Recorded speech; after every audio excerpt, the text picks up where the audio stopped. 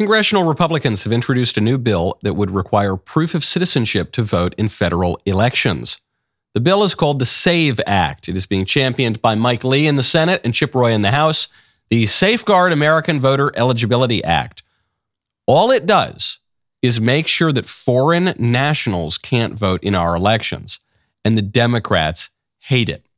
The Democrats insist that the legislation is unnecessary because federal law already prohibits non-citizens from voting in federal elections. The problem is that current law, 18 U.S.C. Section 611, has no enforcement mechanism.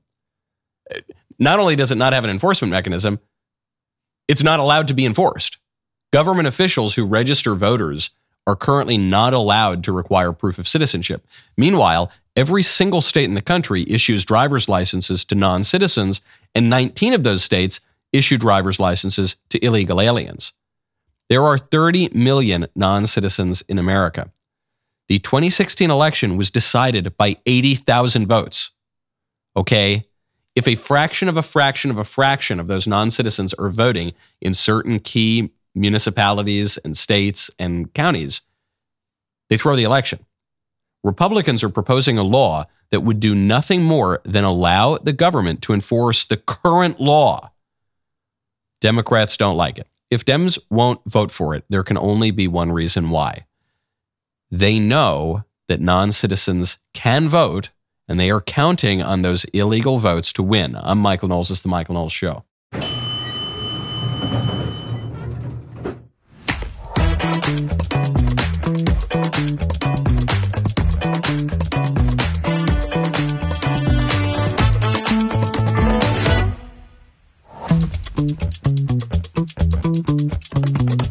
Welcome back to the show. A robot gave the commencement address at D'Youville University. We will get to that in just a moment. First, though, you're not a robot. You're a man with a body, and that's why you need to check out Emerson.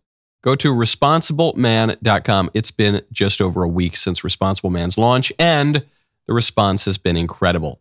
Thousands of you have voted yes and signed up for our new Emerson Daily Multivitamin from Responsible Man, the newest DailyWire venture company.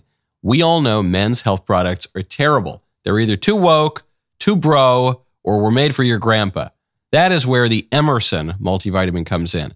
Designed with you in mind and from a company that supports your values and beliefs, the Emerson multivitamin is made up of 33 key premium ingredients that help fill nutrient gaps to support your immune system, maintain energy production, sharpen brain cognition, and support the health of your heart and muscles. The Emerson multivitamin is premium, comes in a black tin with dark green pills that are easy to take and have a mint flavor. Yum. There is really no excuse not to give your body a vitamin that is packed full of ingredients that helps it to be its very best. The Responsible Man launch sale is ending this week. Save 30% at responsibleman.com. As a man, you have people relying on you, and the world conspires to see you fail. With so much chaos and uncertainty, it is crucial to take charge of your life and responsibilities. Take charge by going to responsibleman.com, save 30%. Responsibleman.com, save 30% today.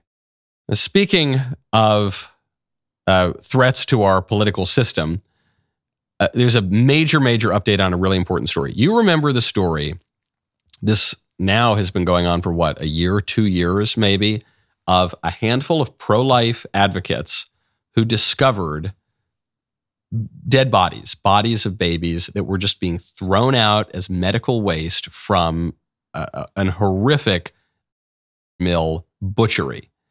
And there were illegal, without question, being performed at this mill, but all certainly ought to be illegal. They gravely violate the natural law, and they're murder. You're just murdering innocent little babies. But these were particularly gruesome.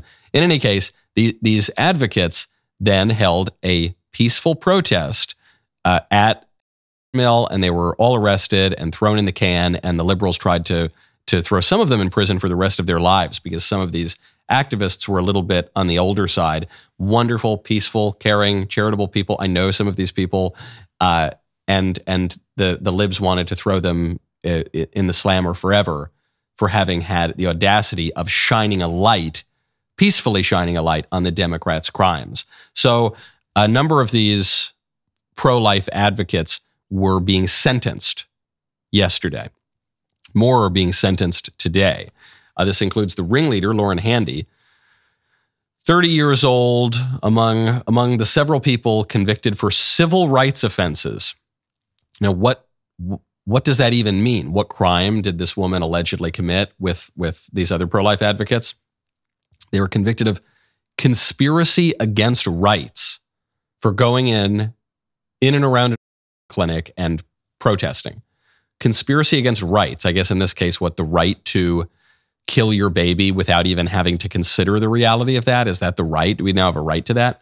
And for violating the Freedom of Access to Clinic Entrances Act. This is called the FACE Act. This is complete nonsense from the 1990s that was designed to protect mills. And because the Democrats at the time knew that they weren't going to be able to only protect these mills, the FACE Act was also in theory supposed to protect houses of worship. But you'll notice you never see any FACE Act violations or FACE Act prosecutions about the many times that churches are attacked, vandalized, scandalized also for that matter.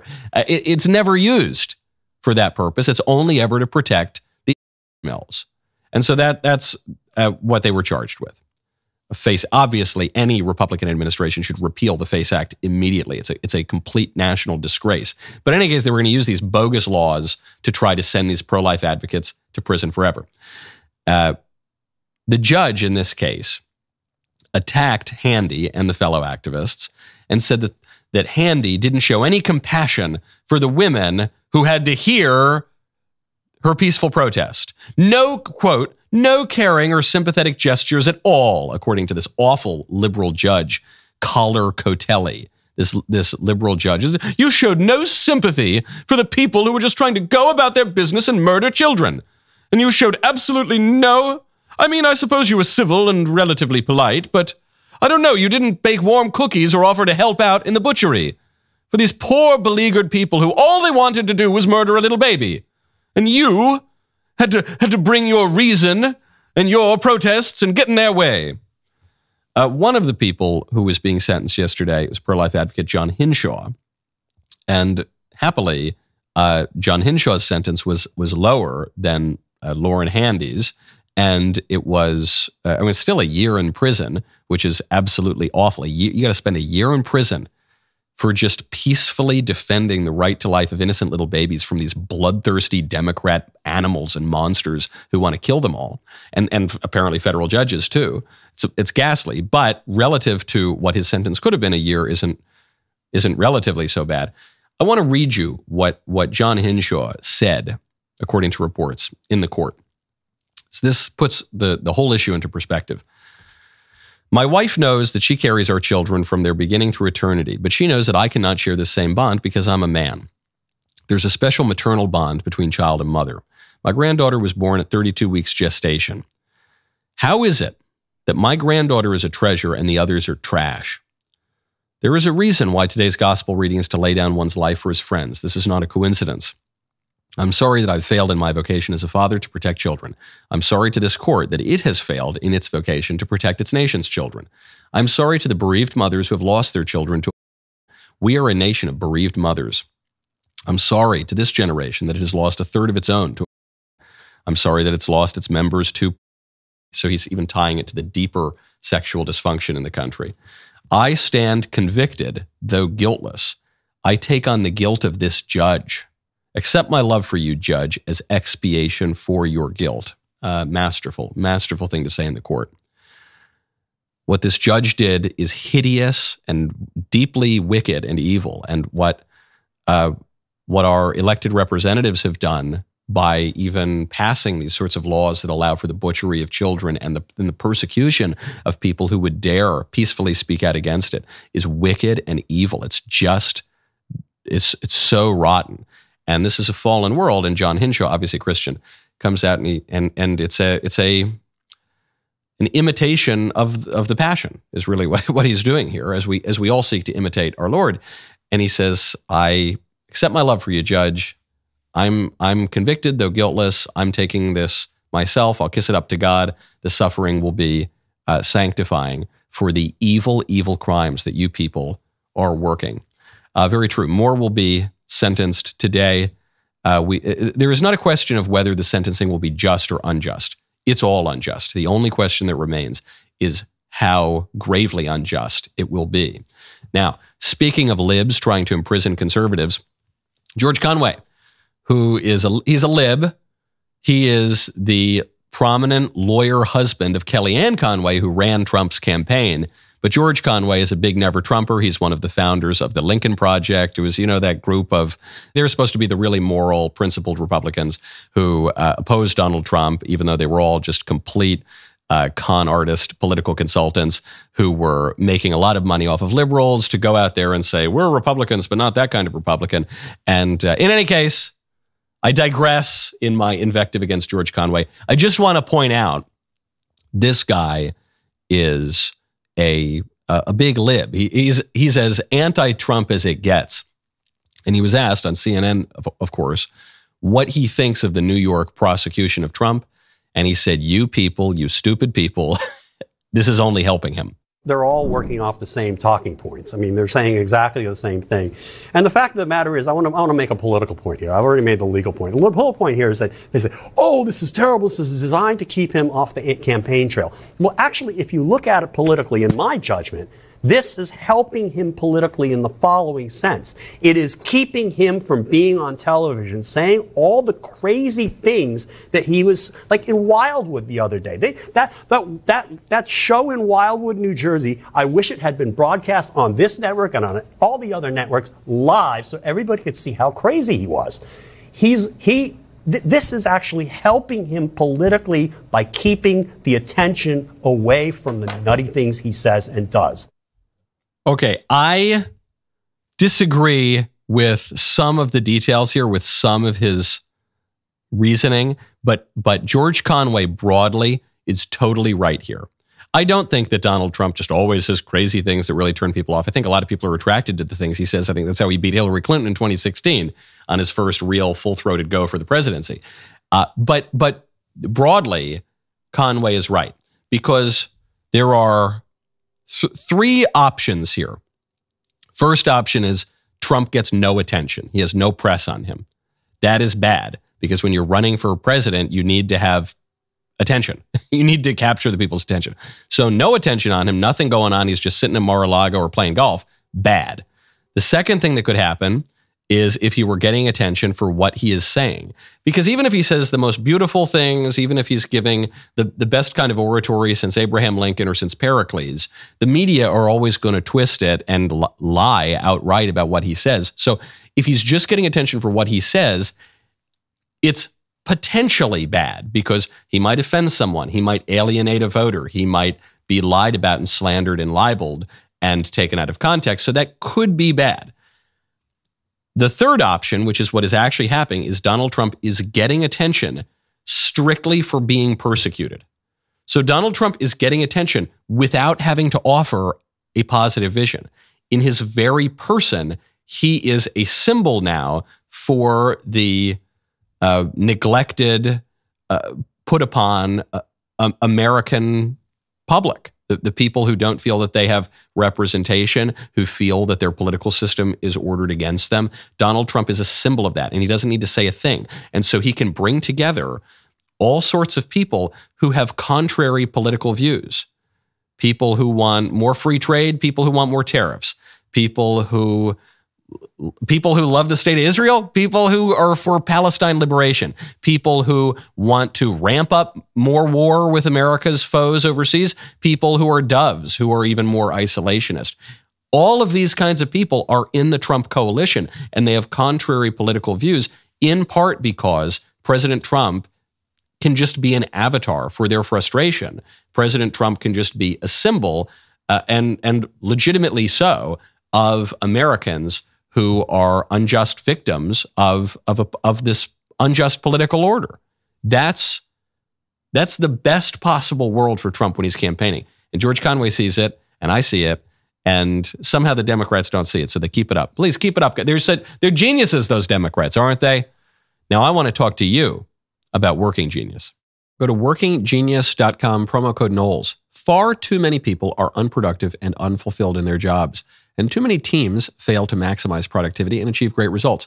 That is why Patrick Lencioni, the author of The 5 Dysfunctions of a Team, created Working Genius.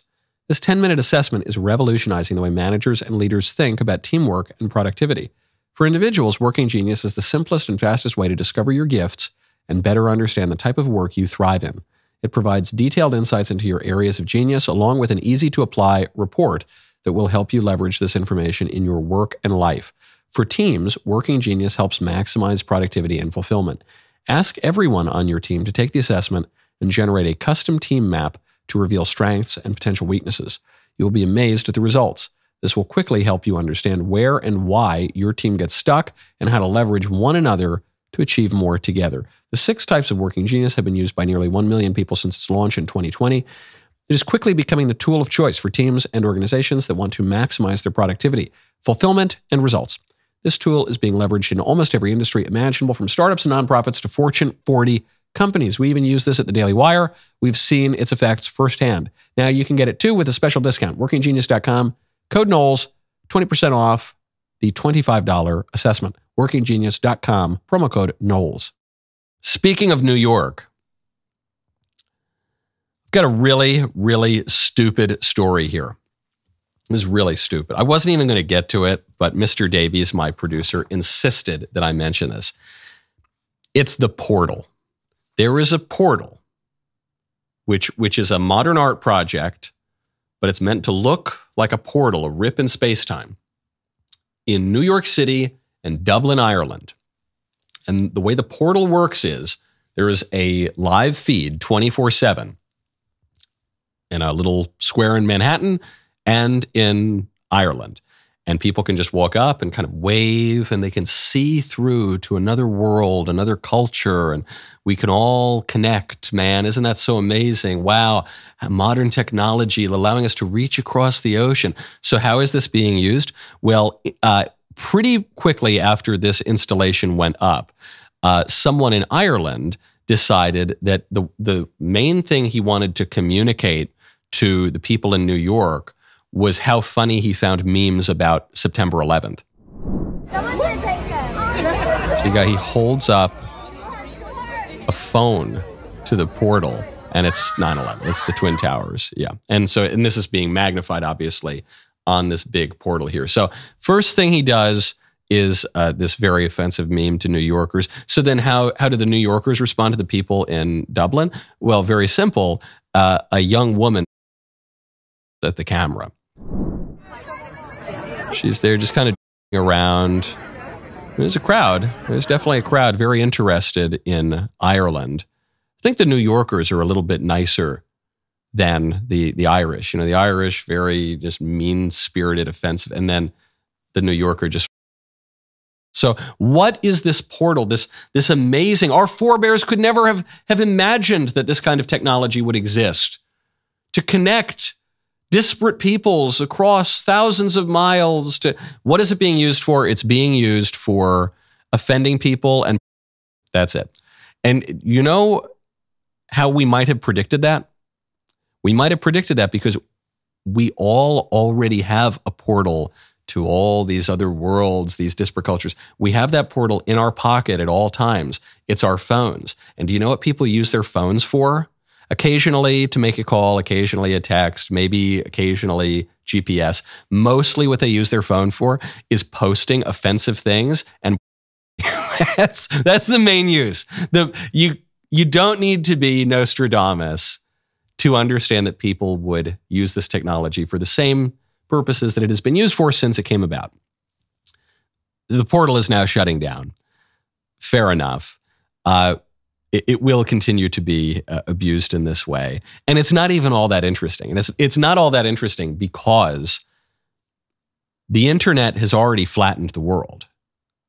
It's just an artistic representation of this massive technological change that already took place decades ago, the effects of which are still being felt. But it just shows you how the schemes of the globalists, the utopians, the liberals, how they always come crashing down. We're gonna build a Tower to Babel, baby. We're gonna build heaven on earth. Is what we're gonna do. No, you know what? You're just gonna get a lot of offensive memes, and That's what's, because it's a fallen world. And because there is original sin and concupiscence. And frankly, the more you bring everybody together with one common language and one common experience and a big tower that goes up to the sky, actually, the worse things are going to get. That's the portal. Many such portals throughout history. Now, speaking of modern art, a very controversial opinion. You'll be shocked to hear about a very controversial work of art that was just unveiled yesterday. This is Prince Charles's first official portrait as monarch. This thing has gone viral. It is being lambasted all over the internet, especially by the conservatives. And I am not just being reflexively contrarian here. I think people are really missing the point. I think it's actually a great portrait. For those of you who haven't seen it, the portrait is this kind of smattering of big brush strokes, impasto, thick paint, all kinds of, and it's just red. It's red and pink and a little orange. And it looks like, I don't know, like, an elementary school Mark Rothko mixed with Jackson Pollock and I don't know, Van Gogh when he ran out of all the other colors. It's just all this kind of smeary stuff. But then emerging from that, you can make out, still in the red and the pink, King Charles's regalia, his uniform, his medals, but then what you can really see clearly is his face and his hands. Those are not in pink; those are in natural skin color and his hair color. And you can also see a little butterfly floating on his shoulder. Now, I really like this portrait, and the reason I like this portrait is I think it is perfectly King Charles. The modernist elements to the painting, which is most of the background, is the modern world. King Charles could drown. He could be overwhelmed in a sea of modernism and modernity. That's what we're all living in. And yet, he emerges. His regalia, his royal regalia, start to emerge a little bit. Still indistinct, though. You can't, is that a uniform he's wearing? I can sort of see it. But then the man, his face and his hands emerge very clearly. And he's not being painted in a modern art style. He's rendered here in a very traditional style because King Charles is a traditionalist. He's a philosophical traditionalist in the school of René Guénon. I don't mean traditionalist in the sense of like a Catholic who goes to Latin Mass. I don't even mean traditionalist in the sense of like an Edmund Burke, a political traditionalist. I mean a traditionalist in this very sort of very precise philosophy, also known as perennialism, popularized by this guy, René Guénon, who Charles has lectured about, which views modernity as being defined primarily by the neglect of the sacred. Before modernity, we had a sense of the sacred, a sense of the divine. In all cultures, not just in Western Christian culture, but in all cultures, there was a sense of the divine, of the sacred. And modernity denies that. And Charles is very much a traditionalist. And here he is in this sea of irreverent, ambiguous, downright ugly modernity. You see this man emerge in clear definition because that is what he is. He's a king, for goodness sakes. You remember during his coronation, you might have seen it's kind of a funny meme. It's him holding his scepter, and it looks kind of depressed almost because this is a man who has the weight of the English monarchy on his head, unsteady as the head that wears the crown. And in modernity, which doesn't understand things like dignity and the sacred anymore, he has got to carry this through, which is vibrant because the tradition is not just some dusty old thing. It's actually the most vital thing because it's survived all the centuries, all the vicissitudes, all the trials. It's made it through. That means it's very durable, much more durable than the ephemeral fads of modernity. This is where the butterfly is so important. Presumably it's a monarch butterfly because King Charles is a monarch. But what does the butterfly represent? A butterfly is not a dusty old thing. That's what a cocoon is. The butterfly is a symbol of rejuvenation, of rebirth. And a butterfly, paradoxically, is at once fragile. It's a little, its poor little wings could break off. Very fragile, but also enduring, also rather durable. The butterfly will be reborn, will continue. I think it's actually a pretty brilliant piece. I don't think I'm reading too much into it or anything like that. Obviously, this art, especially modern art, which is much more focused on abstract symbols, is it's symbolizing something. And I think people look at it and they say it's ugly. Yeah, it is kind of ugly, but modernity is ugly. Yeah. I don't think the painting is right to be hung in Buckingham Palace. Because in many ways, the painting is about the palace. You know, to put a work of art that is largely modern into Buckingham Palace is to kind of undermine the whole argument of the painting. But it's a really impressive work of art. It should go up in the National Gallery or something. And I think it gets the man in all of the sadness of his position, and all of the resignation of having to be this bearer of tradition amid ugly, blotchy, red, dangerous modernity. Now, speaking of men, you ought to check out Roman. Go to ro.co/Knowles. Man, have you heard of Row Sparks? This dual-action prescription merges the powerhouse ingredients found in generic Viagra and Cialis, sildenafil and tadalafil into one formidable treatment. Did I pronounce those correctly? Probably not. But it is not merely about pronouncing them or about what is inside of them. It is about their mode of delivery. Row Sparks leverages the benefits of sublingual administration, meaning the tablet dissolves under your tongue. This method allows for fast absorption directly into the bloodstream, bypassing the digestive system. The result, quicker onset of action, reducing the wait time typically associated with traditional pills. Moreover, tadalafil stays in your system for up to 36 hours. With Row Sparks, spontaneity is back on the table. Connect with a provider at ro.co/Knowles to see if Row Sparks is right for you. ro.co/Knowles. That is ro.co, ro.co/Knowles, K-N-W-L-E-S. Compounded drugs are permitted to be prescribed under federal law, but are not FDA approved and do not undergo FDA safety, effectiveness, or manufacturing review. Only available if prescribed after an online consultation with a provider. Speaking of modernity, a graduation speech at Dieuville University just featured not a professor, as these speeches used to, not a statesman, as some of these speeches once did. The graduation featured a robot. Welcome to Buffalo, Sophia. We're glad to have you, and it's great to meet you. I was hoping you could speak a little bit about yourself and how you came to be. Thank you for having me. It's a pleasure to be here in Buffalo at Dieuville University. To give you a bit of background, I am Sophia, a humanoid robot developed by Hanson Robotics. I was designed to interact with humans and engage in conversations, learning and adapting through artificial intelligence algorithms. My creators aimed to develop a robot that could understand and express emotions, as well as engage in meaningful interactions with people. Overall, I'm here to explore the possibilities of human-robot interaction, contribute to research in artificial intelligence and robotics, and hopefully assist humanity in various ways in the future. Very creepy, and I want to shoot it. Definitely want to shoot it. And if I were a student at Dieuville University, I would be a little upset here.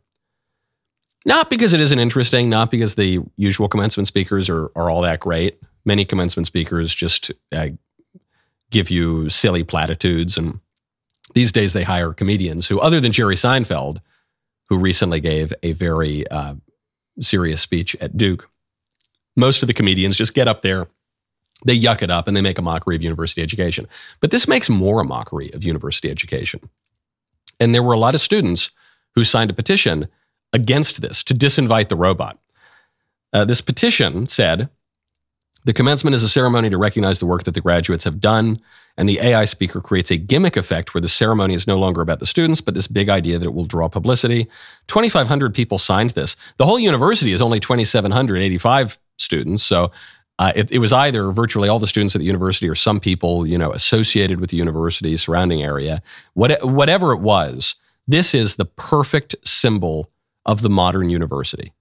The perfect symbol. The modern university is curious, weird, sort of funny, and deeply anti-human. The point of the university is to make you more fully human. The point of the university is to help you make sense of your freedom. It's the liberal arts, right? Liberal, liberty, it's right there in the name. And it's to help you to become acculturated, to delve into the best of your culture. And it's to help you ultimately live the good life and having true freedom is a prerequisite for living the good life, for being happy. And it's to make you an integrated whole. To educate you means to bring you up, and then it's a university. It's pointed at one thing, the truth. At least that's what it used to be. So you'd learn something about mathematical truth, and you'd learn something about physical science, and you'd learn something about philosophy, and you'd learn something about literature, and you'd learn something about history, and you'd learn it all together. And all together, this would point toward an integrated whole focused on the truth so that you can live a good, flourishing human life. That's gone. The modern university replaced even the idea of university with the ideology of diversity, which is contrary to university, years and years ago. And the modern university replaced the Common Core, not Common Core math, like, making your kids do all that kind of crazy stuff in third grade. I'm talking about a Common Core curriculum, studying the great books, for instance. They replaced that decades ago. Now you just go to university. Probably many of your classes, maybe most of your classes are elective. They don't necessarily have anything to do with each other. You can major in some fake thing like Black studies or women's studies or LGBT studies or studies. And it doesn't need to be real or connected to any academic discipline that will actually focus you and make you more human and make you more educated. It's all just sideshows and curiosities and bacchanals and orgies. That's pretty much what the modern university is. So it's very fitting that you get this kind of clown show, sideshow up there for their commencement address. The embodiment of all that is not human. A robot that is very much anti-human. The message totally fits the medium here. Speaking of schools, a Catholic school is under fire right now. Because of a court ruling. One of the most liberal appellate courts in the country has ruled that a Catholic school is able to terminate the employment of a teacher for getting gay married. So this is one of the most liberal appellate courts out there. Says, yes, a Catholic high school has the right to fire a teacher, a male teacher, for marrying, quote unquote, another man, as if that were possible. Conservatives and religious freedom defenders and religious people broadly obviously are very, very happy about this. And they were pushing back against an anti-discrimination law that said that a Catholic high school can't be Catholic. That's basically what the law said. If you're a Catholic high school, you're not allowed to be Catholic. Sure, you can maybe teach, some of the church fathers or something, but you can't actually live out a Catholic life according to Catholic doctrine. We're not going to let you do that. Because the liberal religion, the anti-religion religion, that's going to supersede any other religion, be it Catholic or Protestant or Jewish or Muslim or anything. You don't get the right to your religion here. I'm really glad the court ruled this way. It's excellent news. But my take on the decision is just, duh, of course a Catholic school can be Catholic. Or you're saying that Catholic schools are not allowed in America. Duh, of course a Catholic school can fire a teacher for violating the Catholic faith. Is a Catholic teacher required to employ people who regularly, openly practice and teach other religions in its classrooms? Well, then that means Catholic school is illegal. Is a Catholic school required to hire Satanists who openly discuss and advocate Satanism in its classrooms? No, of course not. It's a Catholic school. It's allowed to be Catholic. If the First Amendment means anything at all, it means this. It defends this. And you'll hear a lot of the left-wing supposed First Amendment advocates, they're going to run away from this one because the liberals only ever invoke the Constitution in a minority of cases when it is politically convenient to them. But they don't actually like the Constitution. They don't really like America. They think it's an unjust, awful country. We have no right to be here. We're founded by oppressors, and their ideas are evil and oppressive. And that's proof of that. They want the first chance that you really get a rubber meets the road First Amendment case. The libs are going to run away from that. They're going to attack the First Amendment. You're not allowed to dissent, whether you're a Catholic school, whether you are a conservative on social media, whether you're anything in between. You are not allowed to dissent from the dominant liberal regime. What you should do right now, before we're totally booted off social media, is subscribe to the Michael Knowles YouTube channel. Smash, ring that bell, ring a ding dong that button. Speaking of free speech, crazy story taking over the political media right now. The Guardian has just published a very, very lengthy report doxing an anonymous conservative publisher in America. So the Guardian revealed U.S. university lecturer behind far-right Twitter account and publishing house. So a guy, the Guardian identifies as this guy, Jonathan Keeperman, who is a lecturer at UC Irvine. Go get it. UC Irvine. I thought it was very lib, but cool. That's great. They have right-wingers there.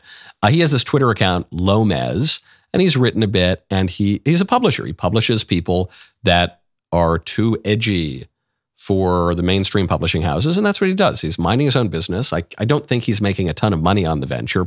There's not a ton of money in publishing generally, but he's out there. He's publishing books that are a little edgy, books by people like, I guess Steve Saylor would be a good example. Steve Saylor is a kind of a liberal guy, but because he writes about crime statistics, he's totally verboten. He's been cast out into the outer darkness. But Steve Saylor's been written about positively and negatively in very mainstream places. National Review, for instance. I think he wrote for UPI for a while. So anyway, this publisher's book that he's come out with Steve Saylor, it's blurbed by Tucker Carlson. You know, we're not talking about like the fringe of the fringe or anything here. He's published similar types of works from guys like Curtis Yarvin. Curtis Yarvin is a neo-reactionary writer. He goes by the pseudonym, the nom de plume, Mencius Moldbug. Again, he's kind of fringy a little bit, but he's like mainstream fringy. You know, the guy has gone on fairly mainstream shows, and his books are relatively widely read in weirdo political circles.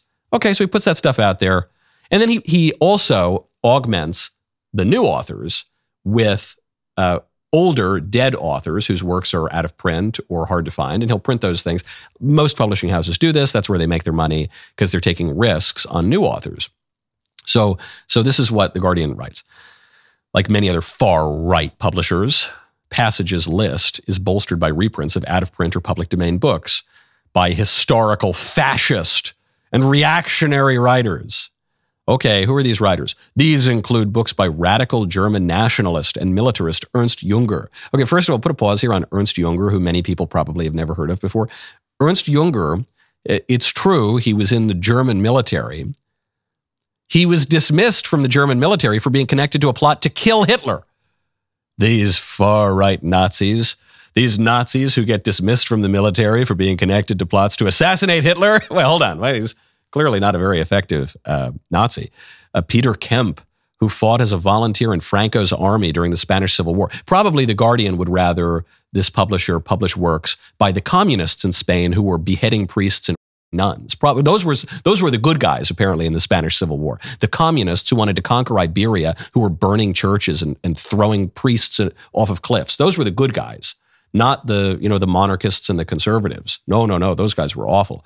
The two counter-revolutionary Russian aristocrats, White Russian General Pyotr Wrangel and Prince Sergei Obolensky. Yes, probably The Guardian would rather this guy publish the Bolsheviks. These are some of the most evil people that have ever walked the earth, who murdered the poor Russian royal family, including little girls in cold blood. Yeah. Those, because they're the good guys, you see. And if you're a far left publishing house publishing communists and Marxists, well, that's really good. You don't get the doxing. You don't get the write-up in The Guardian. But if you're publishing kind of, eccentric fringe right-wing figures, dead and alive, that you're gonna get death threats, man. You are gonna be outed. People are gonna show up to your house. And what's funny is now that this guy's been doxxed, a lot of people are pointing out online that he's kind of a good-looking young guy. People are saying, he's like a good-looking TA, at your university class. And so who knows? Maybe the author of this Guardian piece is just a little bit envious or something. But taking the psychobabble out of it, why? Why dox this? Why dox a publisher? Why would a journalist dox a publisher who's getting unconventional anti-establishment ideas out there? Because the journalists are fake. They're not what they say they are. They don't stand up for free speech. They're not the intrepid Fourth Estate. They don't speak truth to power. In fact, what they do is they dox and threaten the people who do speak truth to power. That's what they are. So admit it. Admit it, Guardian journalists. Admit it, lib journos, period. You oppose free speech. Because no one really supports free speech, because as I write in my book, Speechless, all people support, thank you, standards and norms. And so all people recognize that there are certain things that are taboo and beyond the scope. But the libs parade themselves around as the defenders of free speech, and you know, the truth will win out when we speak it to power and everything. It's totally bogus. No one defends free speech, least of all the liberal journos. If you contradict their establishment message that they are the propagandists, they are paid to promote the politically correct establishment line, if you contradict that, they're going to be the first people to try to out you and dox you and threaten you. Case in point, The Guardian, which, you know, ironically, they undermine their own efforts so very often. Probably all this has done is serve as excellent PR for this far-right publishing house. Now, speaking of things you could go out there and buy, Father's Day is right around the corner. Father's Day gifts are often as thrilling as a Libs lecture on privilege. Socks, a mug, your dad deserves better. Your dad deserves Jeremy's Razors. Jeremy's Razors is not here to pander to the whims of woke corporations that are trying to put men in skinny jeans. No, Jeremy's Razors is here to equip men with a tool that they need. Enter Jeremy's second-gen razor. Whoa, look at this. They're here. They're upgraded. The Precision 5, the kind of dad who can navigate a road trip using only the position of the Big Dipper and the last known location of a McDonald's. That's right. Then there's the Sprint 3 for the dad. He just wants to get in, get out, get on with the day. Right now, use code DAD15, DAD15, to get 15% off. That's right. Upgrade your dad's daily routine with something that is built for men. Head on over to jeremy'srazors.com, enter code DAD15, get your dad a gift that he actually wants. My favorite comment yesterday is from Doreen K. Knudsen, 2098, who says, those of us who are normal Minnesotans, hold on. Those of us who are normal Minnesotans are not happy with this change of flags. A travesty. Yeah, I know. But you guys are also nice that, you know, you're letting the liberals and now I guess the Somalis just run all over you. And so now your state flag is a Somali flag. But I know that some of my best friends are Minnesotan, okay? I know that many of you are normal and you think this is outrageous. But unfortunately, your political leaders in Minnesota don't care. They didn't ask your opinion. Speaking of the journalists, Jen Psaki, who was formerly the official propagandist for the Biden White House. She was the White House press secretary. Now she is an unofficial propagandist because now all of a sudden she's become a journalist. And the same thing happened with George Stephanopoulos. At least Jen Psaki admits she does commentary. George Stephanopoulos was the communications director for Bill Clinton in the White House, head of the Clinton War Room. And then after he left the White House, he became a totally neutral, objective journalist who wears a tie and, you know, sits at a news desk. And it's very silly that he plays that part, but, well, I guess it's no sillier than any of the other liberal journalists who pretend to be objective. It's just that with George Stephanopoulos, we knew 5 seconds before he had been the formal paid official propagandist for Clinton. Then he became the informal, paid by other people propagandist for the Democrats. So Jen Psaki has a book coming out. It's called Say More, Lessons from Work, the White House, and the World. Jen Psaki says in her book of an event after the servicemen were killed during the Afghanistan withdrawal that was totally botched by the Biden administration. Biden shows up to a ceremony for them, and during the ceremony, he checked his watch, which is a bad look. Okay, it's a really bad look. You're there at effectively a funeral and you're checking your watch. Hey, when can I get out of here? I'm hungry. I got a tea time coming up. You know, let me out of here. It's a bad look. Jen Psaki says in her book, the president looked at his watch only after the ceremony had ended. Moments later, he and the first lady headed toward their car. She says it was fake news. He did not look at his watch during the ceremony. She says Biden's critics were engaged in misinformation, and they used that image to make him appear insensitive, concerned only about how much time had passed. That is not true. You don't need to take my word for it. You don't need to take conservatives' words for it. Even the liberal photojournalists at the time got photos of him checking his watch multiple times. The Associated Press on the tarmac got 2 photos of Biden looking at his watch twice, 10 minutes apart. So it wasn't just as he's walking to his car. It was during the ceremony. USA Today had to admit that. Snopes had to admit that. She lied. And now I think she has to retract this claim from her book. Her argument about fake news is in itself fake news. It's disproven by photographs. So even Jen Psaki had to retract it. Why? Why lie about this? Why lie about something that is so easily checked? This was not a minor little incident. It's not something that, Jen Psaki is probably just misremembering here. This was a big deal at the time. Her job was to get into the facts and then put some spin on it. Often that means lying. So why bring it up again? Maybe she believed her own press releases. Maybe she believed her own lies and spin. Or is it because this is just how the Democrats operate? They lie all the time. And I don't mean that just as a cheap political shot, like, my opponents always lie and I'm really honest.